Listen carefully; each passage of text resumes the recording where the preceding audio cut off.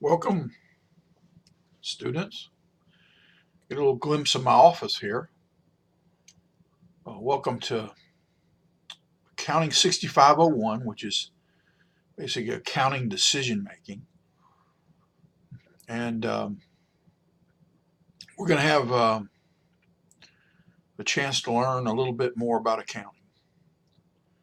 This course is designed for those MBA students who need to know um, and need a good review and a summary of accounting principles.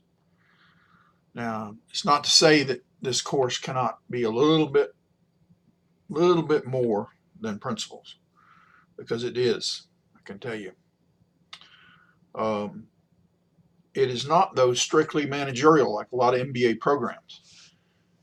We at one point decided that after having several meetings among the professors here, we decided that, our students are getting into finance and quantitative analysis and start talking about assets and they start talking about liabilities, and they absolutely have no idea what they were. So we decided to make the emphasis of this class a good bit financial, and then we have some managerial we think is essential for an MBA to understand and know, and we're going to talk about those too. But I want you to realize that this textbook that we have is going to be one of the best textbooks you've ever had. And this is the reason why. It is so concise and to the point of what you need to know as an MBA, and no frills and no whistles outside of that. It is what you need to know. None of these chapters are more than 25 pages. They run anywhere from 16 pages to 25 substantive pages. A lot of them are just less than 20 pages. And so this textbook uses international language and terminology that's used all over the world. And so you will, I think, learn to appreciate the book. It's not perfect. Sometimes, every once in a while, it doesn't explain to the detail that you want it to, but it very clearly will tell you plenty about what you need to know for the testing in this class, and for working through the problems in this class.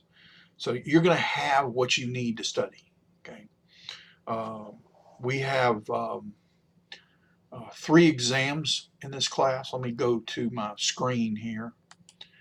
We have exam 1, which is going to be in 3 weeks, and it's on chapters 1, 2, and then we're going to skip 3, and then we're going to go to 4, 5, and 6.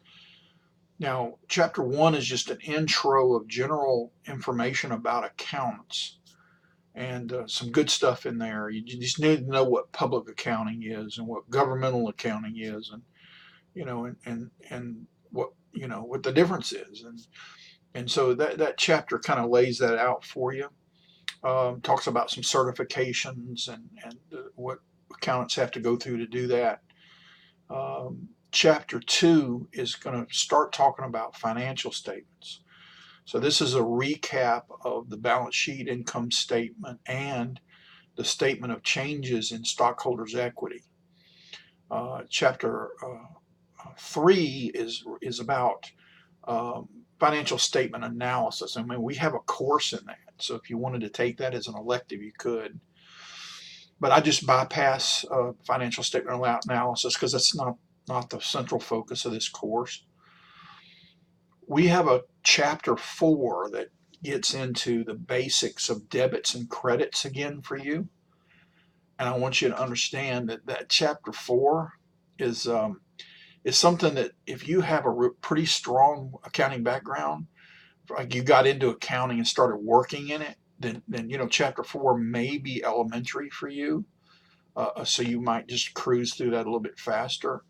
But if you are someone who is weak in accounting, this chapter really gives you the essence of debits and credits and what you might need to know. And I'll also have an extensive video that kind of walks you through the opening of a business and some of the transactions and what they would look like in a key accounts. Chapters 5 and 6 now are beginning to open up the balance sheet, and they're going to talk about current assets, and then they're going to talk about non-current assets in those two chapters, and things get a little bit more rigorous in those chapters 5 and 6.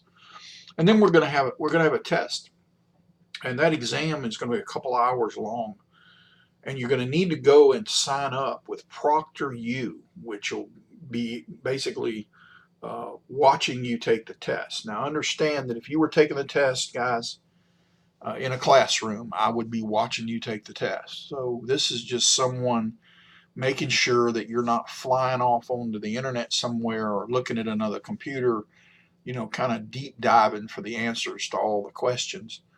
So ProctorU is what keeps us being able to have rigor in our online classes. So I hope you'll respect that and understand, the tediousness of having to get signed up with them and take a test through them is some kind, taps your patience. But it is something well worth it, because we can then know for sure that our students are learning if we give ProctorU exams. Chapter 2, exam 2, excuse me, is chapter 7 and 8 kind of finish up the balance sheet, and chapter 9 talks a little bit more about the income statement, but also introduces the cash flow statement. Chapter 10 is a very short chapter about corporate governance, just general terminology that an MBA would need to be aware of. And then in chapter 12, we kind of have the introduction to managerial accounting. So we're going to be talking about managerial accounting as of chapter 12, and the basics of that are in chapter 12, and those will be tested as well on exam 2. And then we'll have that'll be 3 weeks, and then exam 3 is going to be chapters 13, 14, and 16. 14, extremely limited chapter. You don't have a whole lot to it, very few problems that you'll have to work, but they're important. And 13 and 16 are nice sized chapters, and they've got material in them that is essential to your success. And so, the final exam is not comprehensive, guys. But, accounting by its very nature is you carry it along and you work and learn. And especially from chapter 12, you'll bring in some of those terms, some of those concepts, some of those theories from chapter 12 will kind of be peppered through chapters 13, 14, and 16. We'll be skipping chapter 15. So the entire text has 16 chapters, and we're actually going to be covering 13 of them. But just keep in mind now that on the exam 3, you're going to have just 2 weeks to study that. So I recommend that you get exam 2 done as quick as possible and get on exam 3. You will also have a project that's due at the end of the semester, end of the course, mid-semester with this course anyway. And so you'll be wanting to finish up that course. I think October 19th is when the last exam will close. So you'll be completely done with this class on October the 19th. Just to recap real quick, exam 1 is probably going to close on, I think it's September the 14th. And exam 2 will close on October the 5th. And exam 3 will close on October the 19th. Now, understand that all 3 of those dates are Saturdays. And all 3 of my exams will open on Wednesdays and close on a Saturday, because I'm a firm believer in taking a day off on Sunday, especially after you've studied for 3 straight weeks. And so you take a day off on Sunday, after the test is over.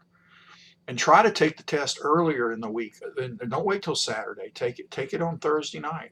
Take it on Wednesday night. Try to get those exams done and out of the way. Okay, get them done early.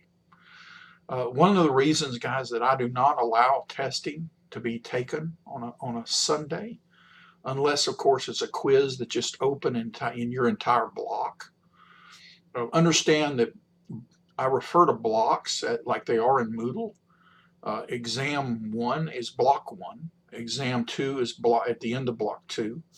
And exam 3 is the end of block 3. So I have all your material for exam 1 in one section of Moodle, and then block 2 will be the second section, and then of course the third. So anyway, these 3 exams will all be proctored. You'll have to sign up with ProctorU to take them. And each one of them are going to be 2 hours long. So you will be able to get up and use the bathroom one time. You'll be able to open your ebooks and look at it. But I urge you that these tests are thorough. And I would never, ever suggest that you're going to be able to look up and have time to look up any kind of information. You're going to need to know it. So just to you need to be well aware of that and let you know that this course too, remember, is basically it's a summary course, but it's fast and it's a lot of material to move through quickly. So stay with it. Remember, you're trying to do almost 2 chapters a week. So you're trying to get through this material, and you don't want to drag your feet at all. Just stay with it. I want you to know that I'm very, very, very happy to have you guys on board. And welcome to MC School of Business. Some people, I know, I have 2 or 3 of you that this is the first time you've taken a course with MC. So I'm honored that I'm the first guy you're going to look at and learn from. So look at those videos when you need them, and I've sort of made them for you, but I'm going to talk more about that in the next video, which will talk about course structure.